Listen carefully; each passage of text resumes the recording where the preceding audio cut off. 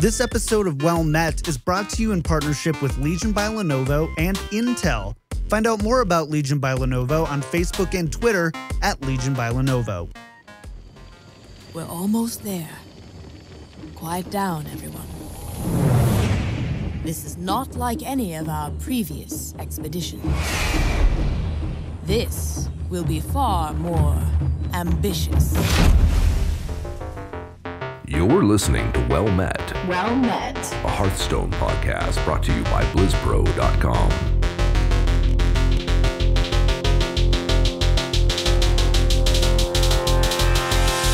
Well Met.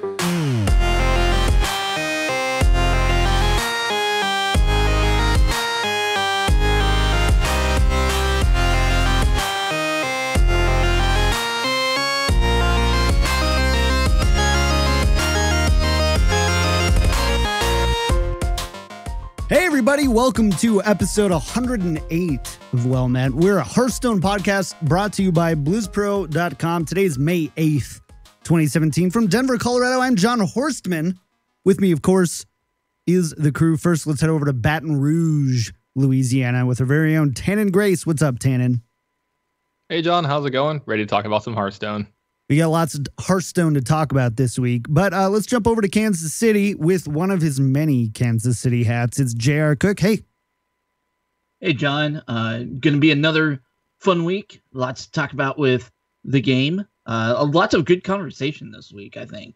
So I'm really excited for this episode. Yeah, this week is definitely going to be a free-flowing week as far as our conversations go. So I'm really excited about that. Before we jump in and talk about our weeks in Hearthstone and all that good stuff, I do want to take a brief second to adjust this window, just because that's a thing that we do now, and talk about our Patreon really quick. We're actually making some changes to our Patreon for June. Currently, how we've been doing the show is we've been doing it on a monthly support basis. We're actually going to be changing that to a weekly support basis. And by weekly, we mean per episode. Basically, we just feel bad if we miss an episode, people still pay for it. And that just doesn't seem right. And we probably should have done that from the beginning.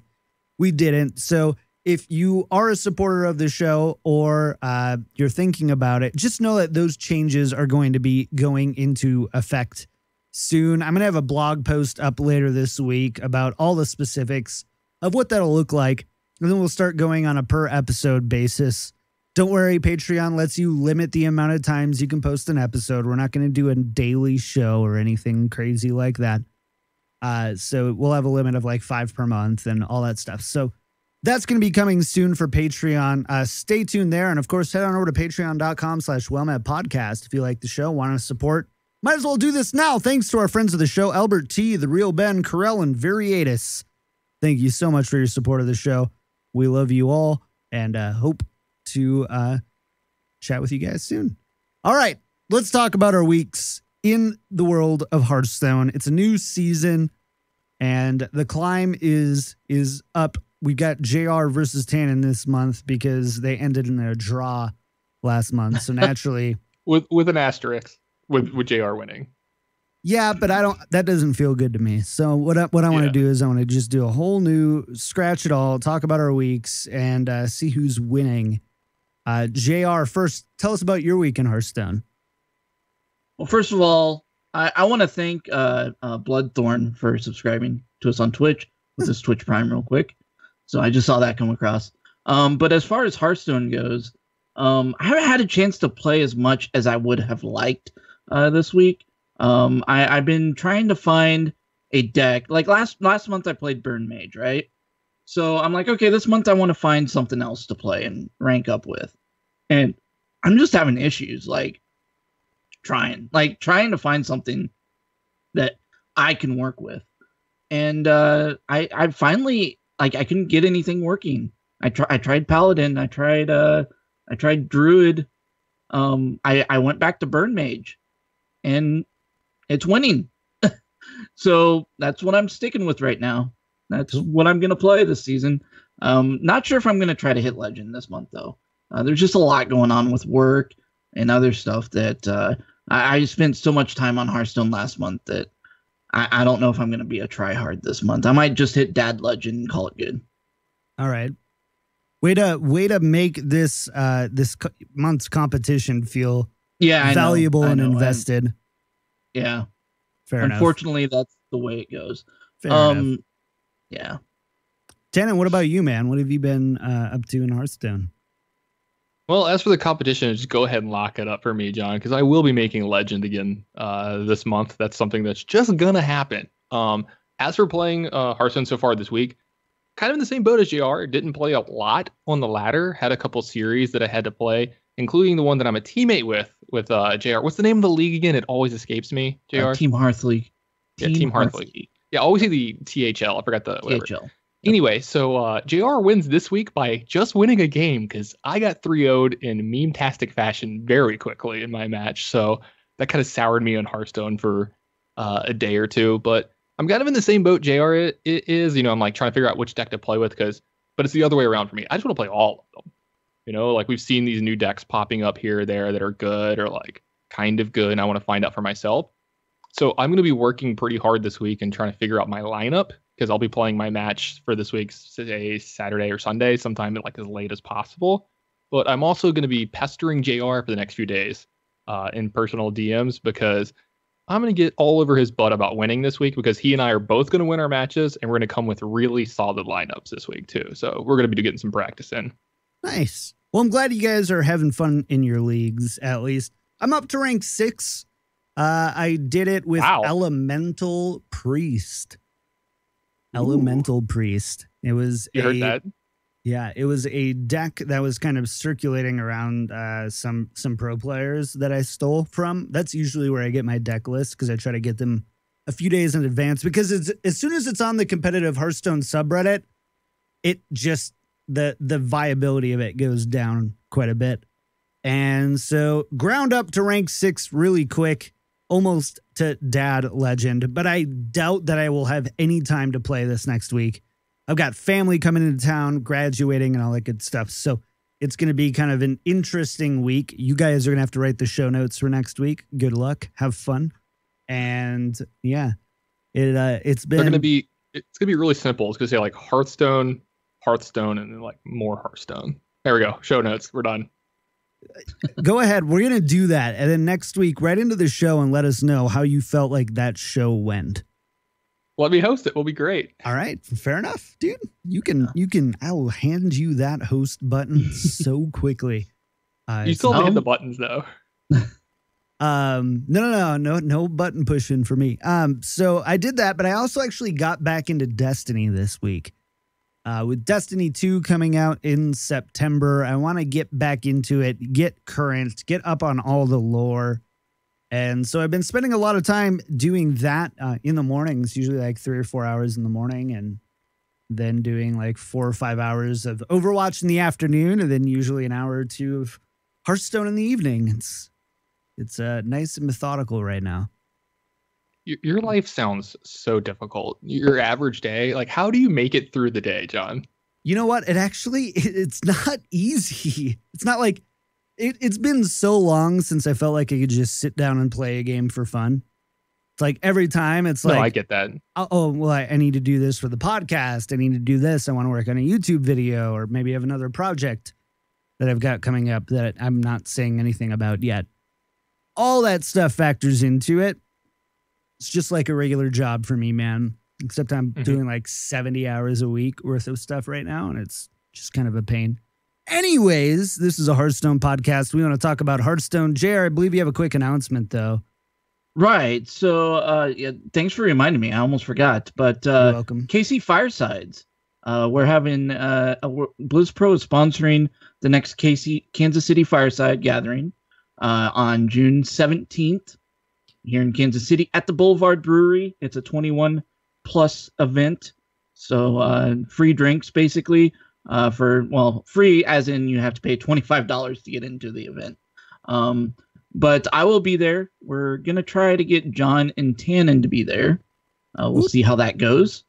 And so if you want to go, definitely go check out kcfiresides.com. and go to the event listing and buy a ticket there. We need to get like 70 people to sign up because this venue costs us about like I think around $3,000.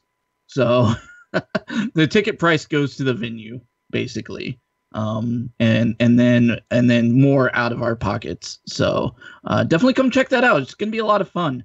It's going to be our biggest fireside gathering we've had. I'm excited. I'm looking at flights this week. I think tomorrow or Wednesday, and hopefully we can make it work. Fly in and have a good time. So yeah, and hey, if you guys show up, we're definitely gonna try to do like a live PvP. There. Bring my little. Like can I bring my little soundboard? PvP. Just be up here and be care. like, sure. They have a sound system, so we can totally do Player versus player. yes, I love that sound. I am all about it. Okay, I'll just be like the weird, creepy guy in the back with like a little soundboard. Be like, yes, let's go. Anyways, all right, cool. So that's June 17th. Head over to kcfiresides.com to find out more. Let's go into the news. This week in Hearthstone, Heroes of Warcraft. Could I just say I was streaming earlier this week, and somebody popped into my stream and be like, "Hey, I've listened to the podcast for a long time. Just finally figured, hey, I should go check out the stream. You look way different than I expected you to." So I'm like, "Well, how did you expect me to look?" And he goes, "Honestly, like older, middle-aged, balding, or completely bald." And so I forgot the name of who that was, but thank you for that. Self-esteem through the roof. So about that, John, when you entered to be on Well Met, did an audition, I basically had the same thought. So really? No, I'm just joking. I was gonna be like, I have a bald man's voice. That's all right. People expect me to look like Stone Cold Steve Austin. I did expect you to be older, though. I will say that. That's true. It's the magic of the microphone. People are like, who's that young buck on the microphone? So yeah. Hey. All right. So again, thanks to our friends of the show, Albert T, TheRealBen, Correl, and Viriatus. Find out more at patreon.com/OneMadPodcast. Let's talk about the news. So first, Blizzard China. So this was actually in 2016. China passed a law that said that basically it would make any sort of gambling in video games, you have to have the odds posted publicly. And that includes games like Hearthstone and their card packs. So Blizzard Hearthstone this week released the Hearthstone card pack rarity odds. And it's not as juicy as you would think. At least one rare or better in every pack. Epic, an average of one of every 5 packs. And legendary, an average of one in every 20 packs. And then everybody says, well, I average like 37 packs. So what the heck, Blizzard? And keep in mind, we don't know if these servers are any different. So I find it highly unlikely, yet worth noting, that Blizzard could have different pack rates for different servers, but it's highly unlikely. JR, what did you make out of this? Anything exciting, thrilling, anything juicy that we're missing here? Is it just meh? I mean, these basically line up with the pity timers, right? That we talked about like a year ago or so. It comes out to, yeah, you get a legendary out of one average out of every 20 packs. That's because you're guaranteed a legendary one out of every 40 packs, right? So the average is going to be at that point 20. So it was numbers that didn't surprise me at all, because it's information that people have gathered over time by themselves, by doing looking at packs and running simulations and things like that. So this seems to run in line with what people found. Yeah. We've basically had this information for a while, don't you think, Tannen? Yeah, I mean, like the one rare in every pack, obviously you've had that information. The Epic, this feels right. Like it feels about the exact number that you would just from opening enough packs. So you've kind of had this information. The 1 in every 20, I can believe it and maybe believe that it's the same on our servers. But personally, my personal experience is nowhere near that. I'm upwards of 80 something packs in Un'Goro now, and I've only opened 2 legendaries, and they're the same one. They're both Himmet. And I'm keeping both of those in my account right now, by the way. We're not dusting those Himmets just yet. I want to see how many I can get before I'm done with Un'Goro. So it's like you with your Murloc quest. It's a badge of honor at this point. And I'm hoping I don't open any more legendaries. I think I told you guys I've spent something like 15,000 dust or something when this sets out. Really? So, yeah, I don't know if I believe these numbers because in my personal experience, it's something like 1 in every 60 packs. So let's talk about anecdotal evidence for a second. Yeah, it's weird. I wish they would have given gold card probabilities in this one. I'm surprised they didn't have to. But I mean, I feel like I get a lot of golden cards and I get a lot of epics. Like I feel like it's more like 1.4, 1 in 4 packs for me for epics. You know, like a little more than 1 in 5. But the legendary definitely feels less to me. Yeah. So that's pretty interesting. Sorry, go ahead. I think I was more excited about the other games that Blizzard has on getting information than I was with Hearthstone. Because they also had to release info about Heroes, loot boxes, and Overwatch. And I found that to be more interesting because there was less out there about it because Hearthstone was already pretty well known. Right. Totally agree with that. So that's it. Pretty interesting, but ultimately that's all there is to it. Nothing too huge and extravagant. There's no like shady dealings going on. I was hoping for some drama on Reddit, to get me through my slow work week. I didn't get any of that. So, hey, there's always drama on Reddit though. It's true. You just always found it elsewhere. There's always something. This week, the drama was a YouTuber who did a giveaway. And then a guy made a fake account and tried to like totally screw over this YouTuber and said that he never gave him his stuff and he had all the proof that he did it. It was awesome. Anyways, let's talk about this next piece here. So we did actually HearthstoneReplay.net, hsreplay.net. Every once in a while they come out with a pretty cool article talking about something statistical about Hearthstone and what's going on with the game. And this week, they actually came out with a Gadgetzan versus Un'Goro meta-analysis, analyzing the speed of the different metas between 7.0, which is Gadgetzan launch, 7.1, which is the changes, right? That's when the changes went live. And then 8.0, which was Journey to Un'Goro. Now, you're going to be probably pretty surprised to find that, believe it or not, statistically speaking, from the statistics that HearthstoneReplay.net has, the meta is faster now than it was in Gadgetzan. And we're going to break down a little bit more from that. But JR, for you first, does this feel right? Do you feel like this is a faster game than it was 3 months ago? I think so, absolutely, for one reason.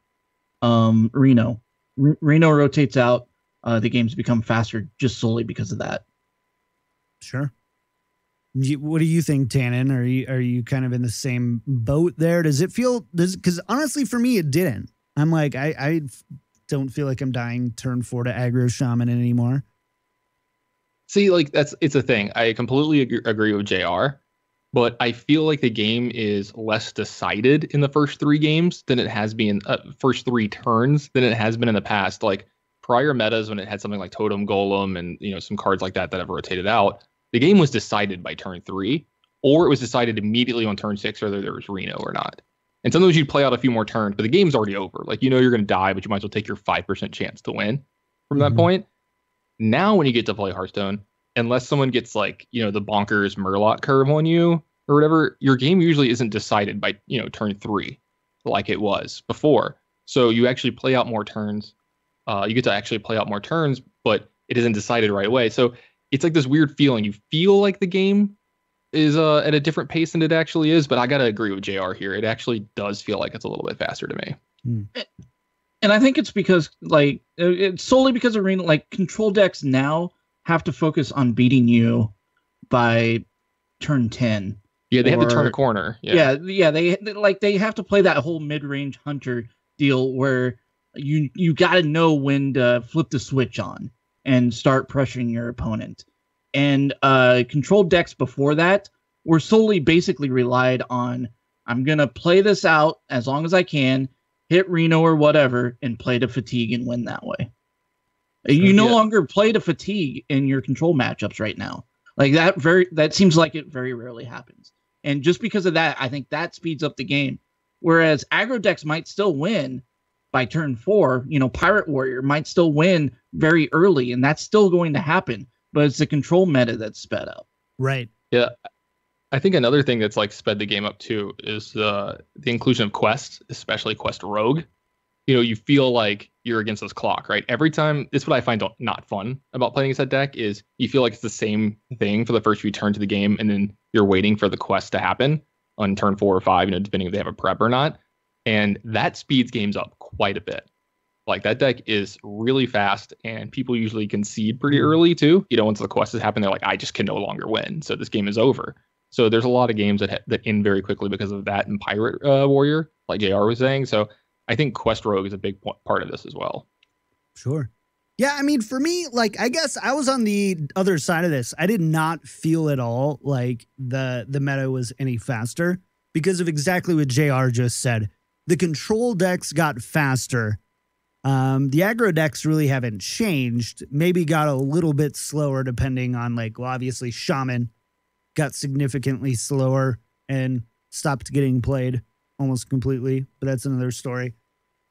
So you've got that piece, of course, Reno being gone there. I can't remember if it was Matt Place or Mike Donay, but they did an interview and talked about how they didn't like control meaning fatigue and how decks best navigate fatigue. They wanted it to go late into the game, but that fatigue should not be a normal thing. And so I think they've done a really good job at that, keeping those control decks within the bounds of, 30 card decks and whatever you can draw kind of in between, but not so fast that it's, muddying the lines between mid-range and control, if that makes sense. And I think something to note too is that decks are, for the most part, there are some exceptions like Quest Rogue, Pirate Warrior. Decks are decided less by early game draw.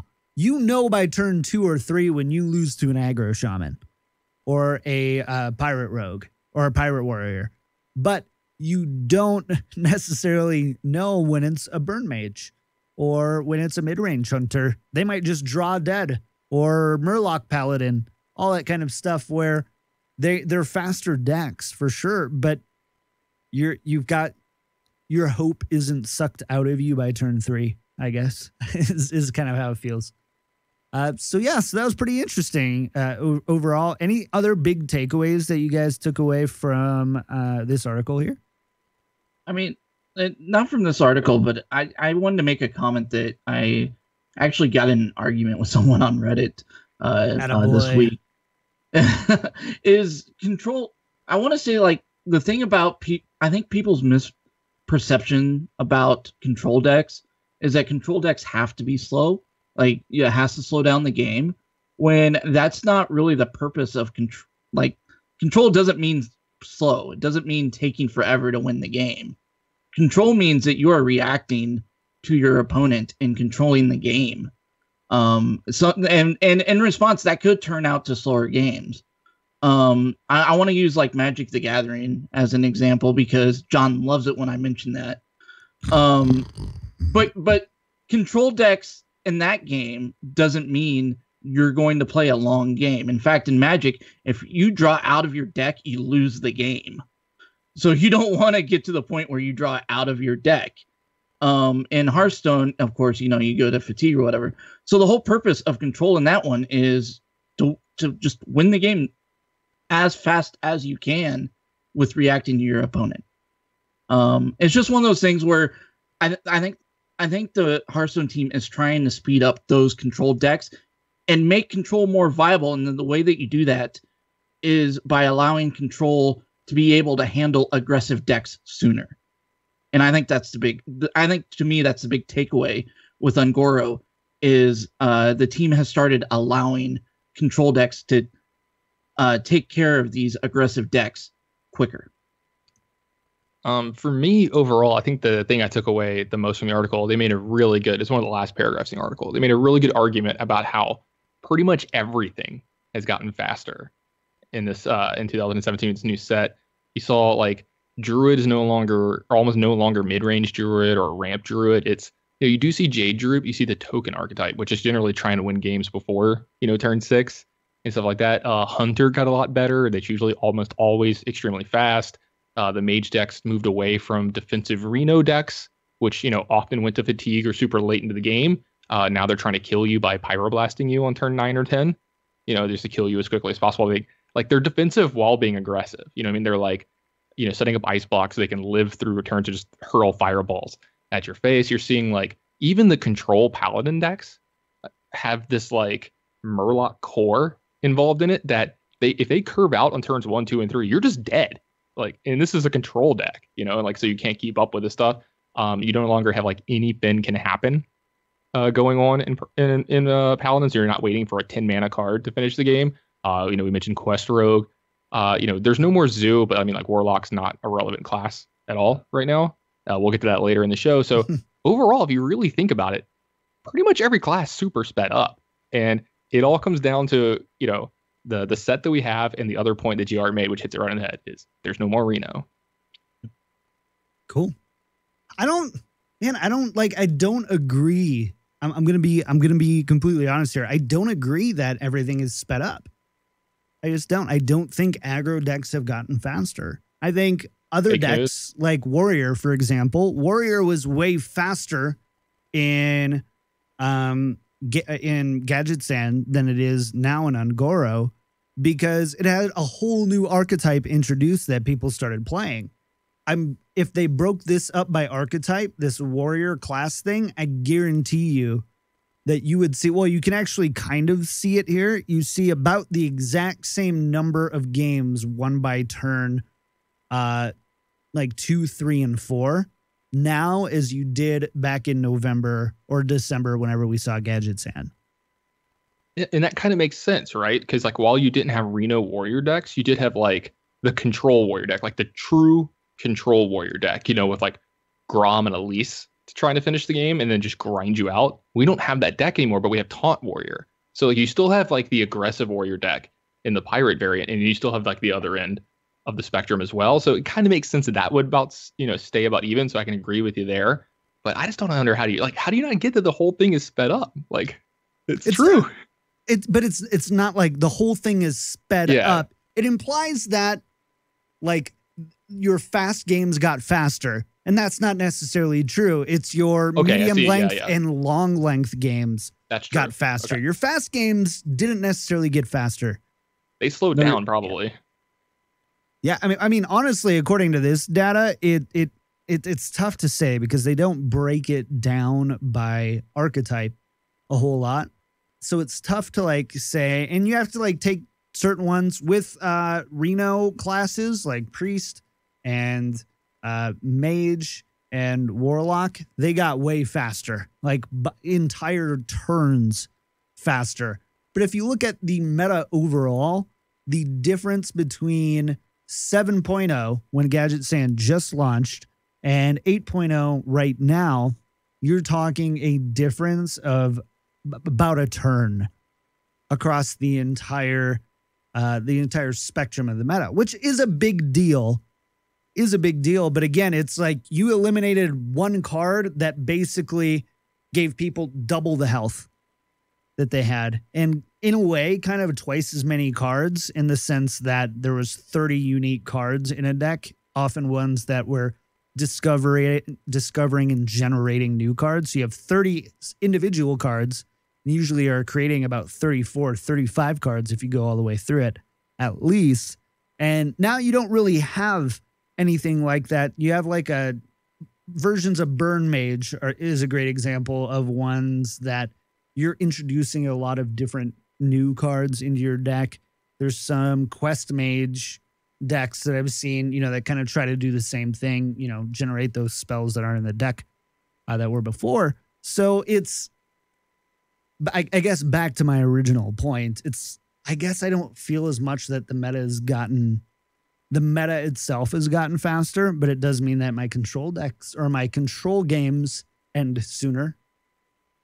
Is it because of the fact that mid-range is back and there's less actual true control? Is that why? Because it feels like possibly the average game is around the same amount of time, or maybe just the tiniest bit even more, because you don't have the super fast and super fast deck playing each other anymore. You have the fast deck and the medium fast deck playing. You no longer have the super ends of the spectrum here, the highly polarized decks. And you don't have as many 10 mana finishes anymore. You're not seeing the Zoth decks. You're not seeing anything can happen. You're not seeing Reno drag the game out an extra 8 turns. You're seeing decks get incremental value and advantage on turns 4, 5, 6, and then winning on turns 7, 8, and 9, and the game is over. Instead of surviving until turn 8, 9, and 10, playing some big kind of combo or gaining 24 life, and then putting the game away 3 turns later. I think a little bit. I think for sure. I think that definitely ends up being a part of it. I also think a big part of it is too, though, is even the tier 1 decks. In Gadgetzan, the meta was win fast or win slow. I hated the Gadgetzan meta. It's you're aggro, or you are uber control, usually in the form of Reno. And those were the two things. You had aggro versus Reno, aggro versus aggro, and Reno versus Reno were kind of the big 3 matchups that you dealt with and that you saw from time to time. We're going to talk about this in a second, but Vicious Syndicate up at the legend part of the ladder doesn't even have a tier 1 because there are so many decks with close win rates. And if you look at those different decks, I want to open it up here so I don't misspeak. If you look at those different decks in tier 2, you have Murloc Paladin and Pirate Warrior, which are probably the fastest decks right now. But then you have Secret Mage, Burn Mage, Token Druid. Token Druid's pretty fast. Mid-range Paladin, Taunt Warrior, Crystal Rogue, Aggro Shaman, Silence Priest, Control Paladin, Jade Druid. You have a lot more mid-range style decks. At the top, you're seeing a lot more mid-range versus mid-range. We know how those matchups can go. Sometimes those are very tempo-based, and it's whoever gets the first, whoever gets the first 3 turns of the board are good to go. Sometimes, you don't deal with that, right? And they can go into fatigue, and sometimes it's somewhere in the middle. So I think that we just have a lot more balance in the sense where when I go on the ladder, I'm not expecting, let's say I'm playing, my priest deck, right? My elemental priest deck. I'm playing that deck. I'm not going, okay, I'm either going to play aggro or I'm going to play a really slow deck. I'm I could face an entire spectrum. And I think that probably helps as well. So, yeah. And I think this goes back to what I said at the beginning, though. I think the rise of mid-range is solely because of the death of Reno. Mid-range decks just could not play in a meta with Reno because they were just favored. They were so unfavored against any kind of Reno deck that they couldn't thrive in that meta. And with Reno gone, mid-range is back and it's strong. Yeah, I agree. Anyways, that's went on a little bit of a rant there. So let's go ahead and jump in really quick. Esports, we're not going to go too deep into it, but a big congratulations to Shoop on winning Dreamhack Austin, $7,500, 15 HCT points. Very interesting, though. Trump, Reynad take 3rd and 4th, and Tempo Storm had 4 players in the top 16. So Tempo Storm, quite a showing there. Congrats to everybody who participated and did well there. And let's jump into the meta. Beat 'em or join 'em. Oh, no. Cool. All right. So we already have kind of totally torn this open. So let's talk about the Vicious Syndicate Data Reaper report for a second. JR, you want to give us the highlights of this report here? So the big takeaway to me from and I always have a problem reading this, to be honest. Like the Vicious Syndicate report. I always have a problem like kind of figuring out what's going on here as far as like the way that they have everything sorted. Sorry, these guys are talking in Skype chat real quick. So sorry, Tannen had to leave for an emergency, a family emergency. So we were trying to coordinate all that. So sorry, it's going to be just JR and I for the rest of the show. So we're not cutting Tannen out for you audio listeners. We're just us now, I guess. All right, sorry. Back to it. No, but the biggest takeaway for me on the Vicious Syndicate report is Paladin kind of is the best right now, right? Like, but it's not like way far ahead or anything like that, as John alluded to earlier in the show. Especially at Legend rank, there's not a tier 1, because everything is like you're looking at 12 decks that are between 50 to 52% win rate, which is crazy. I mean, that's crazy. But once again, you're seeing Murloc Paladin, Midrange Paladin, Pirate Warrior, as the top 3, basically, and that's kind of what you're seeing in ladder as well, in my opinion. But then you're starting to see some variations of mages. You're still seeing Taunt Warrior up there, but not like tier 1 level anymore. It's kind of dropped a little bit. And I think and this is kind of like, we'll get into this with Tempo Storm, but I think they also kind of undervalue Quest Rogue a bit. Because Quest Rogue is one of those decks that feels a lot like, and I've had arguments about this one way or the other in the past now, where I've leaned one way and then went the other. But it feels like Patron Warrior, where it's one of those decks that if you are skilled at it and know how to play it, it is an extremely good deck, and you're going to have a very high win rate with it.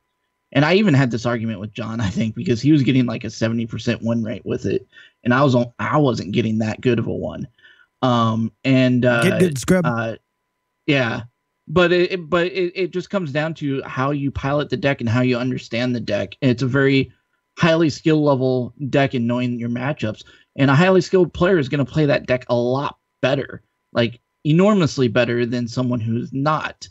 So when you're looking at rank 1 through 5 or rank 5 and below Quest Rogue, even though it's an extremely good deck, it's going to have a lot lower win rate.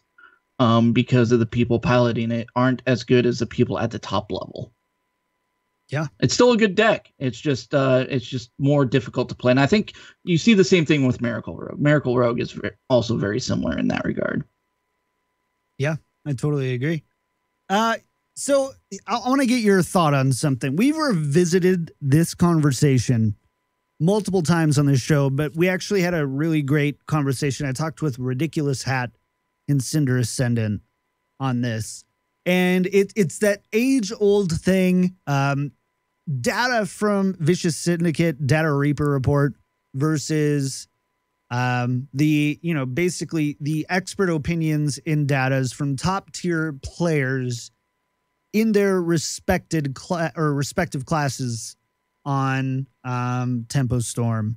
And I've about just lost my mind, because for me, I've always kind of stood at the fact that both have a great place in Hearthstone meta reports. I think they both have their place, but I've noticed more and more and more that people are like, well, Vicious Syndicate has thousands of games worth of data, so therefore is better. And I personally feel like that's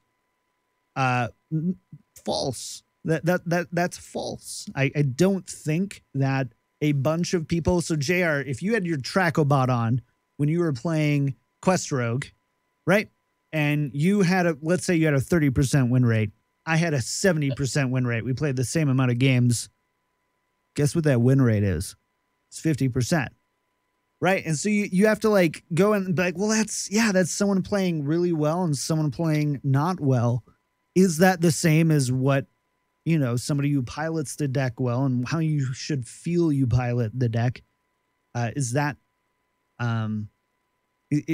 Is that all that matters? Is, oh, I'm an average player, therefore give me the average center of the bell curve for a win rate.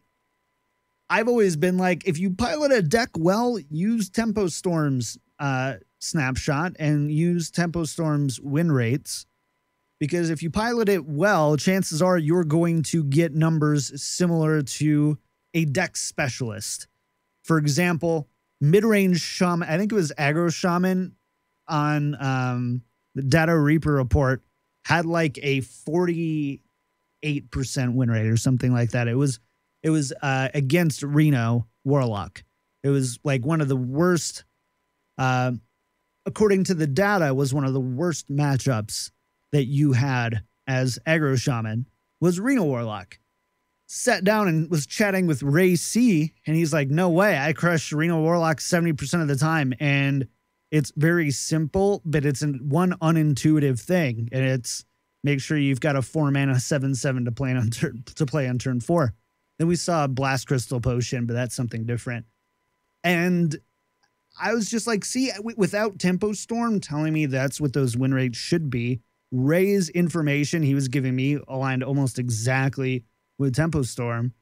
And, you know, the win rates that I saw, again, playing decks that I didn't play very well, almost aligned exactly with Vicious Syndicate, their Data Reaper report. So, JR, to you, where do you think that these meta reports belong? Are they contrasting? Are they complementary? Do they address different things? What do you think? For me, like, I think they both hold a place for different reasons. One is Tempo Storm feels like it's more geared towards not only ladder play, but also high level play, because you got people that you have people that are hitting multi-legend that are kind of running this thing, right? So they're vetting these decks out at a very high level of play, in my opinion, and going by what they are seeing. What I like about the Data Reaper report is you kind of get the whole picture, because you can kind of divide it up into what is going on at Legend, what is going on between rank 1 and rank 5, and what is going on rank 5 to all the ranks, basically, right? So you can kind of make your decisions based on that. Like, if you want to run a meta deck, or knowing what to run against the meta, beat them or join them, then I think Data Reaper is better in that regard.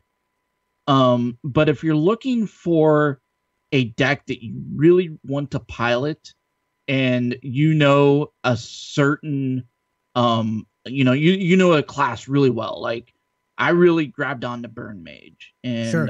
Ran that extremely well. Tempo Storm only has, both Tempo Storm and Data Reaper have that at tier 2.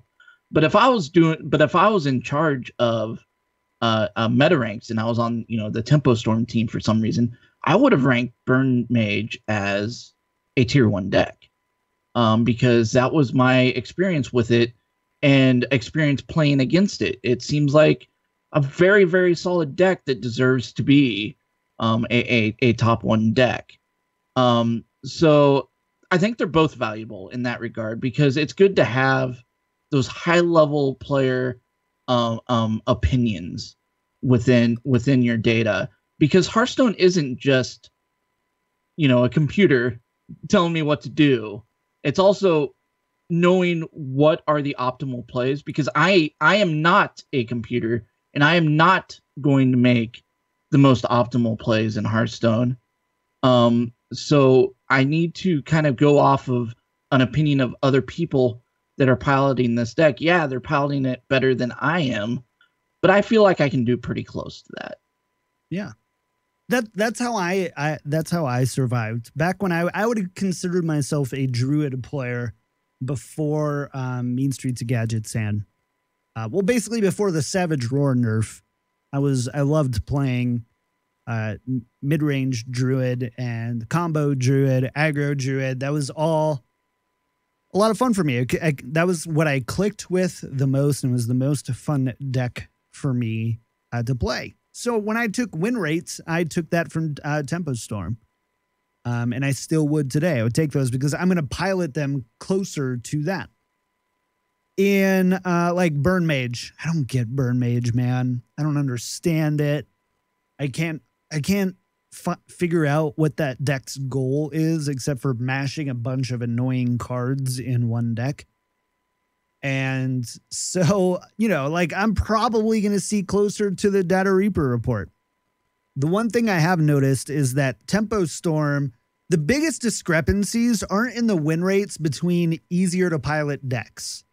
The easier and more obvious the deck is to pilot, the more similar the win rates are going to be between the average Vicious Syndicate contributor player, you know, the tens of thousands of games sent through Tracobot, and the high legend player. You're going to see less discrepancies there because it's more obvious. Aggro Shaman would be a great example of that. They always had Aggro Shaman on the top between the two. Sometimes one would put mid-range above the other and the other wouldn't, and blah, blah, blah. Yeah, I get that. But, you know, for the most part, those easier to pilot decks, they end up having a lot less discrepancies in the data. Whereas a great example in this week is we have Miracle Rogue. Miracle Rogue. Miracle Rogue, Quest Rogue, sure, either or. Miracle Rogue is down bottom of tier 3, 48% win percentage here, whereas Tempo Storm, I believe, has it as the seventh best deck in the meta. And we've talked about in harps on the Miracle Rogue as just being one of those decks where who knows if it'll ever be bad. As long as Gadgetzan lives and you have the ability to cast, you know, almost 10 plus cards in a turn, like you might. Oh, Gadgetzan and preparation. Like, preparation. Prep is the big card for Rogue. Backstab, yeah. All those zero cost Phantom spells Knives, you know, Rogue like, has. There's a lot of those staples for sure. And you see such a big discrepancy, and we got into this conversation, and it's like that there's no way that can be right. I play Tempo Storm has it as Control Mage, but we're gonna call it Burn Mage. I play Burn Mage, and I crush Miracle Rogue. Why is it that this is so much better?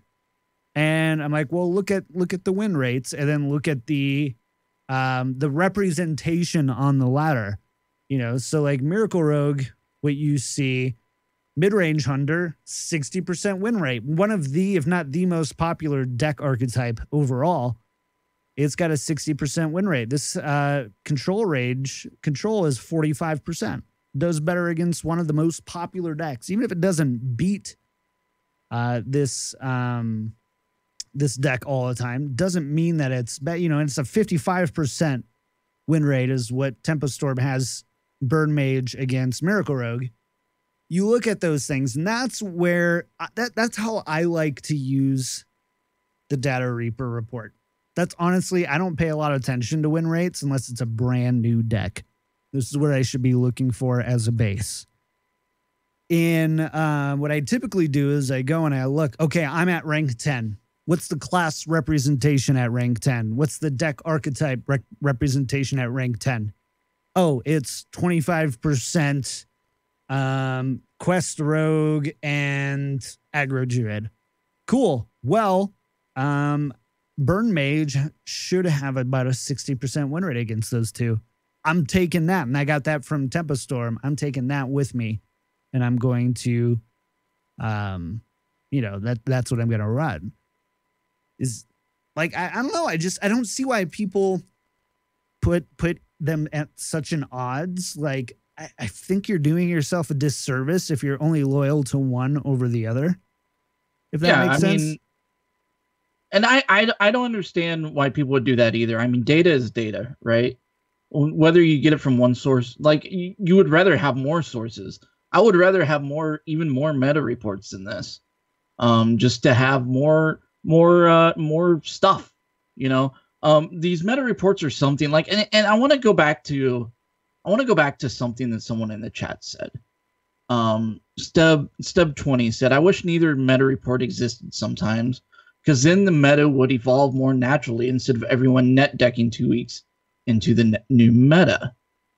And that is the question on what evolves what? Does the meta evolve the meta reports, or does the meta reports evolve the meta? That is the age-old question. But the thing is, like, people are going to get this information one way or the other. Like, whether it's through these meta reports, which are out here now, or through tournament results. They see tournament results and they see that Trump brought, these 4 decks and won, some big tournament. People are going to start playing those decks in the ladder, and that's going to control the meta.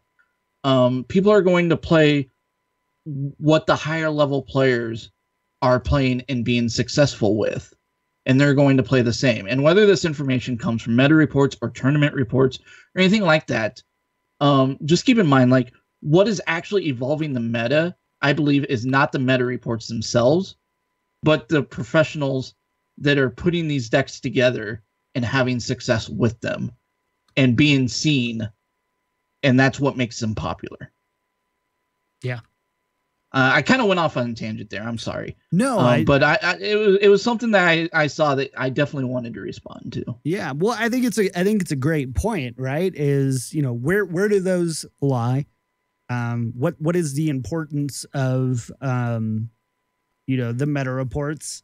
Would it be more free flowing? Would it be or would it just give the haves more disparity than the haves nots? Because the other side of it is okay, now let's say we have no meta reports, so how we get our decks, like, let's say it's illegal in the United States. It is illegal to post Hearthstone deck lists online.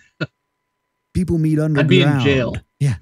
People meet underground in deck sharing caverns just to share their new Hearthstone decks. Right. So we're in this radio silent world where basically all we can do is create our own decks and see what other people play on the ladder. And sure, in a perfect world, like, that sounds pretty neat. But honestly, what I think it ends up doing and introduces is, well, JR and I, we do a podcast together. So we get on an encrypted iMessage thing. We start sharing some deck lists and start talking about the other things we see. We invite some more friends into there. Now we have these little cliques. And so random guy listening to the podcast or just plays on his iPhone doesn't have access to those resources now. And now just really doesn't know where to start, how to win. And then you kind of create almost a bigger issue than it is now. Sure, the decks are less creative. Everything feels optimized, and the top 1% create the decks, distribute the information about those decks, and us other 99%ers, find those popular decks. And maybe if you're bold and daring, you change a couple of cards in there, make it your own. It's like, oh, I have my own version of Freeze Mage, but I added in an extra arcane intellect and took out a Frostbolt. Oh, like you're some genius mastermind here. And hey, don't quit making fun of me.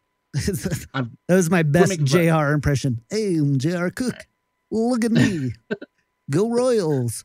And so it does introduce the opposite problem, or the same problem, maybe even more so, where you all of a sudden are just the best players control the meta completely to go from there. But here's the thing. We already actually live in that world.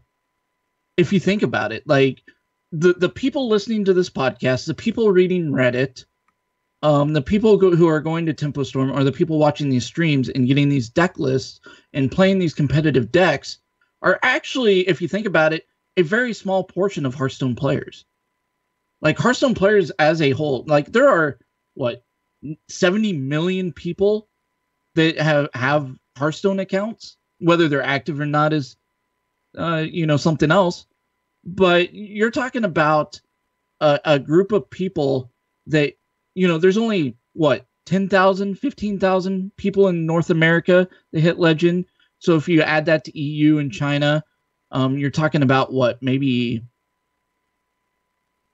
I can't do math. Let's right just now go in my high and head. say 50,000. Let's just go 50 to even 100,000. Even if you say 100,000. And then you go up to rank 5, and maybe there's 350,000. You go up to rank 10, maybe you're looking at 1 million. From legend to rank 10. There's still 60 million people that aren't hitting that. And maybe it's because and one of the ways that you can get better is by looking at these deck lists that people are playing and learning how to play them and making your game better because of that. So there's a lot of players in Hearthstone that aren't doing that aren't listening to these podcasts, that aren't, getting this information. So it's one of those things where we already actually live in that world. Like, there are people out there that just want to make their own decks, play 1 or 2 games while they're on the toilet, and call it a day. And that's okay. That's what this game was designed for. I get it. So I guess I would love to know how many players at like rank 10 and above don't frequent a forum, have a group, some sort of group chat, listen to podcasts, or check for content creation, whether it's through YouTube, meta reports, or whatever. I would be willing to bet that like something like 75% of them have accessed one of those things within the last month, let's say. And it's impossible to know, right? So we're kind of debating hypotheticals here, which I'm okay with. And it's very interesting, right? Because we've always talked about, Hearthstone, was it just 70 million players that they just followed, or they just passed? I want to say that was the number. I'm not 100% sure, we had it but on it last sounds week's right. show notes. We did. 70 million players. So 70 million players, let's say. And isn't like rank like 12 the top 50%? Something like that. I thought it was rank 15, to be honest. So but it's you might relatively be right. low, It's in that area. It's relatively low, right? So let's just take rank 15 and above. We're already down to 35 million players, right? How many of those 35 million players aren't accessing those types of, data reports and podcasts? And I mean, honestly, watching streams. Look at this. You go online, and at any point in time, there's usually about 50,000 people watching Hearthstone. And it's tough for me. Like, I don't want to say that people who are playing Hearthstone are 1%ers or anything like that, or that there's anything like that. I would venture to say that 50% of people, this would be my sweeping generalization statement. I would say 50%. I would say 35 million Hearthstone players regularly access some form of Hearthstone content that augments their ability to play the game better. Whether that's searching online for deck lists, watching streams, listening to podcasts, accessing meta reports. I would say 50%. And that number seems high to me. Like, I would venture to guess 25%. I am in Colorado right now, so you might be right. But no, I like that number. Like, even 10%. Like, I don't know, 10 to 25% feels like it would be the number. But this is, I don't.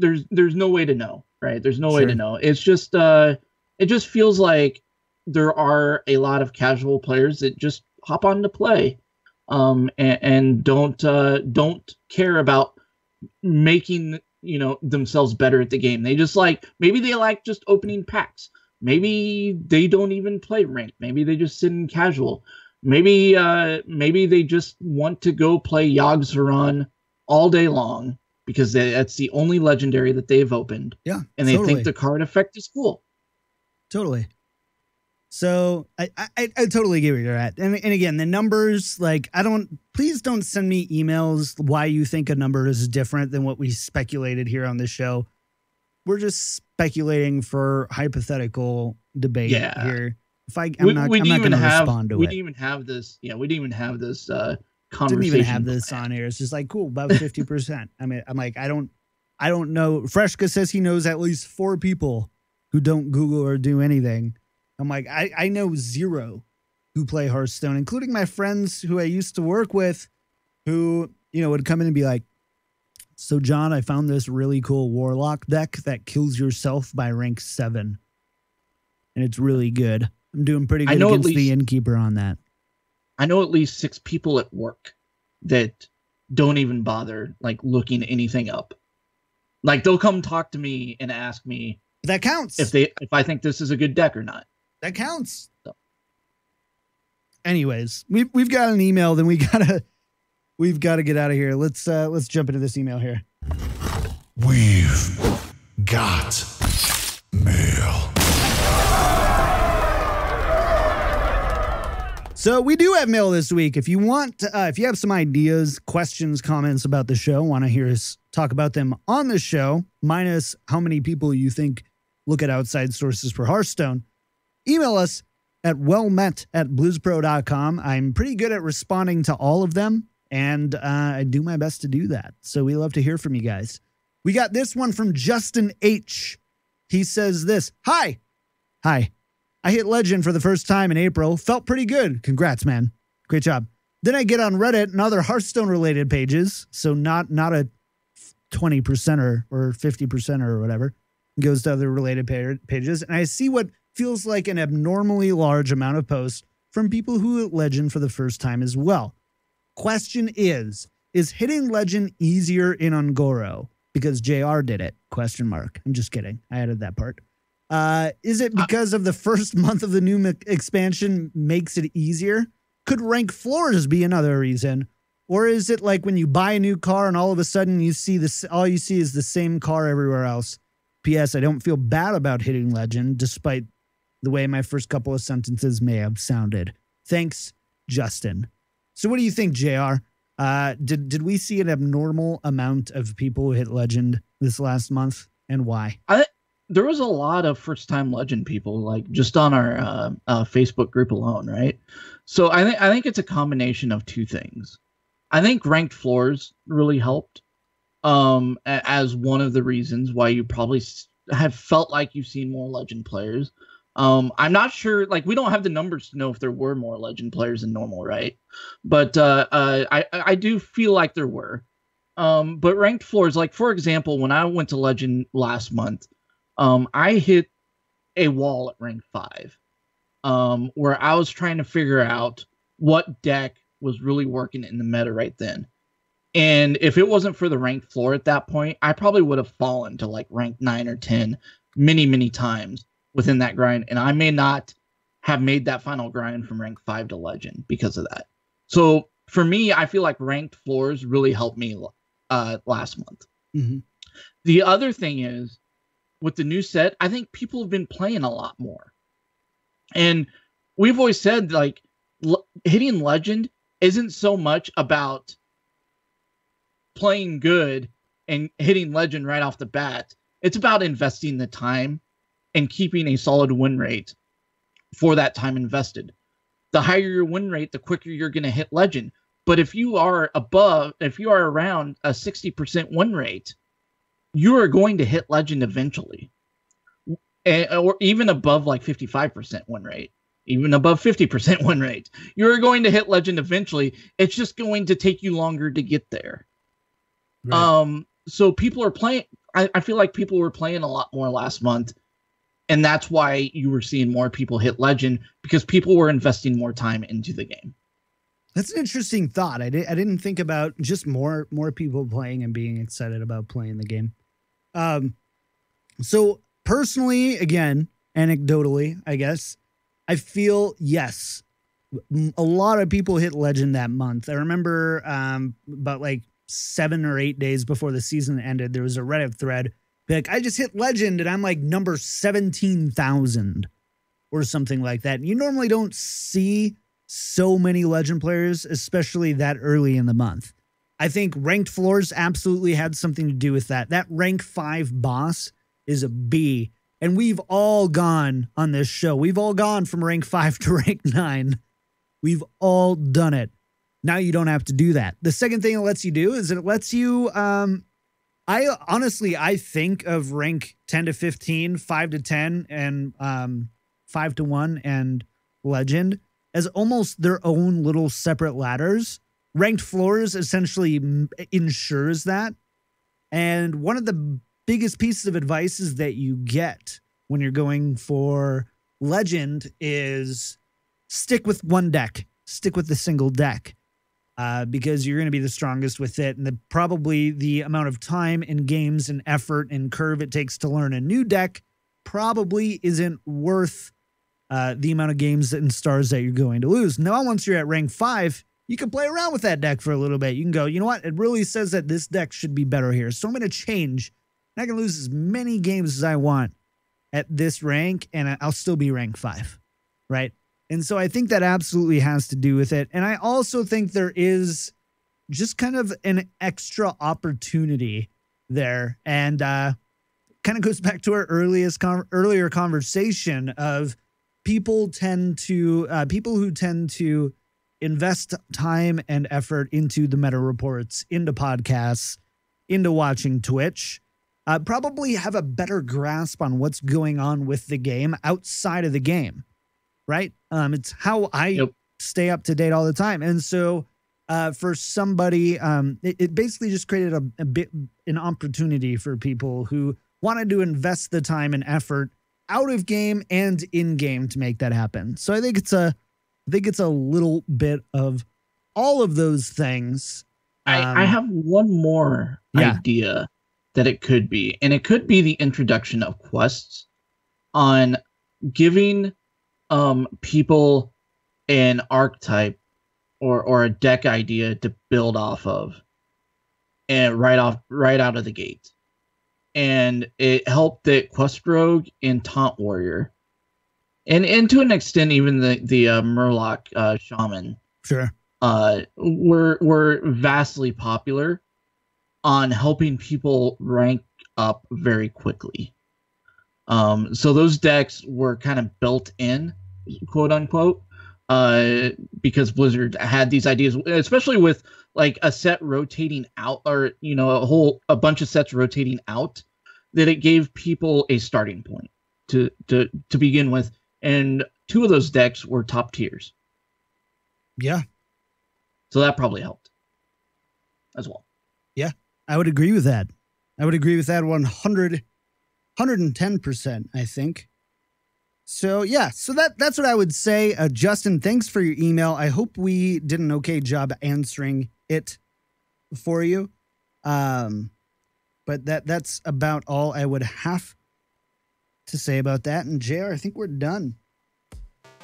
We're ending a little bit, about 5 minutes early. Basically, tannin time is basically what we're missing. A little bit of tannin time. And we would have been all right. But hey, thank you all so much for hanging out for episode 108 of Well Met. Hope you enjoyed the show. Let's jump in first. JR, I'm actually having you do iTunes reviews. I just updated it now because we got a lot of changes with Patreon, and I need to put those names in really quick. But what's going on in iTunes reviews? Yeah, so in iTunes review, we have 1 5-star review in the USA from Suju Ninja. That's how it's pronounced. I think he's in the chat. He is in the chat. I think he talked to me earlier this week too. In fact, cool. Guy, thanks so much for that 5-star review. It's very appreciated. In fact, these 5-star reviews do something that gets those people that don't like take in this Hearthstone content creation to be able to find us on iTunes. To start learning about Hearthstone more. So it's a good way to get in touch with those 35 million Hearthstone players that aren't seeking out this information. We appreciate it a lot. Just if you'd like to give us a 5-star review, just head over to iTunes, go to podcasts, type in Hearthstone, you'll find us. Very easy. And I'll mispronounce the name next week, or maybe pronounce the name correctly. Either way. That's what I like. Please forgive me. The Patreon website isn't loading, so I'm going off of my email notifications for Patreon. But Patreon, we do have a Patreon, and any little bit you can give helps us create this free hour to hour and 20 minute weekly content for you. you can head on over to patreon.com/wellmetpodcast to find out more about it. And a big thanks to our friends of the show, Albert T, TheRealBen, Correl, and Viriatus. Thank you so much for your support of the show. This week, we do want to welcome Dan H, Christopher G, Griffin M, and Justin H. Thank you so much for your support of the show. And I talked about those changes before, going on a per episode basis. So that'll make it a little bit more fair. And last but not least, like I said before, any little bit, a cup of coffee a month, $3 a month, $5 a month, anything that you think is means the world to us, that you would want to give and be a part of our little WellMet family. So again, patreon.com/WellMetPodcast. Find out how you can get involved. Let's go ahead. And $1 gets you in our Facebook group, and that is a great resource in my opinion. Our Facebook group is fire. It is fire. And I think it's in the message, but if you are a patron and you aren't in our Patreon group, just look for WellMet on Facebook and ask to join. I verify your name and boom, you're in. So cool. All right, let's do shout outs for the week and where people can find you. JR, you're up first. People can find me over at Eldorian. And as far as shout outs, I'm going to give a shout out to this week to Sam Benson over at KC Firesides. Working with him this last week on Blizz Pro sponsoring his Fireside here next June. The dude is just amazing to work with. And it's going to be an awesome event. And I hope to see a bunch of you out there June 17th. Cool. I really hope that I can be out there. I hope you can too. I'm going to have some amazing news to announce on the show next week. I'm really excited to share it all with you. But as for me, you can find me everywhere at Kick Tripod, primarily twitch.tv/Kick Tripod. We've been having a blast. I don't stream a lot of Hearthstone there. I'm streaming a lot of Overwatch and Destiny there right now, but I still think it's a really good time. We end up talking quite a bit about Hearthstone in between games and stuff like that. I would love it if you'd come and join us. Drop me a follow over at twitch.tv/Kick Tripod. All right, that's going to do it for us. Thank you for joining us for episode 108 of Well Met. We record live 7 p.m. Pacific time at twitch.tv/BlizzPro on Mondays. I really need to rewrite this paragraph. JR, remind me to rewrite this paragraph. You can find more awesome Hearthstone content throughout the week at hearthstone.blizzpro.com and also tweet us at WellMetPodcast or email us at wellmet@blizzpro.com with comments, questions, and ideas you have for the show. Thanks for tuning in. We'll see you next week. Yeah, what's up? John, rewrite that paragraph. Bye, guys.